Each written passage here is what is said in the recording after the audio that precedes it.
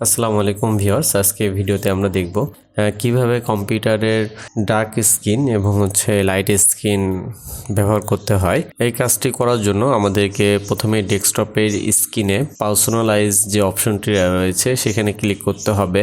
বাম সাইডে যে মেনুগুলো রয়েছে সেখান থেকে কালার অপশনটি সিলেক্ট করতে হবে। কালার অপশন থেকে এখানে চুজ ইওর কালার এই অপশনে আপনারা এই ডাউন অ্যারো কিতে ক্লিক করবেন। এখানে ডার্ক অপশনটি সিলেক্ট করে দিতে হবে। আমাদের স্ক্রিনটি ডার্ক হয়ে গেল। পিসি ওপেন করলেও আমাদের এখানে পুরোটা ডার্ক দেখাচ্ছে। আমাদের ডার্ক স্ক্রিনটি অ্যাক্টিভ হয়ে গেছে।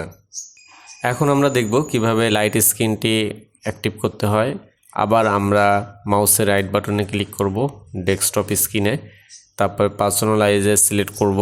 এরপরে আমরা বাম সাইডের যে মেনুগুলো রয়েছে সেখান থেকে কালার সিলেক্ট করব। তারপর এখান থেকে চুজ ইওর কালার অপশনে এসে ডাউন অ্যারো কিতে ক্লিক করে এখানে লাইট সিলেক্ট করে দেব। তাহলে আমাদের স্ক্রিনটি আবার লাইট স্ক্রিনে ফিরে আসবে। এভাবেই খুব সহজে আমরা কম্পিউটারের ডার্ক এবং লাইট স্ক্রিন অন করতে পারি। ভিডিওটি ভালো লাগলে সবার সাথে শেয়ার করবেন, আর অবশ্যই আমাদের ইউটিউব এবং ফেসবুক পেজে ফলো করতে ভুলবেন না। ধন্যবাদ সম্পূর্ণ ভিডিওটি দেখার জন্য।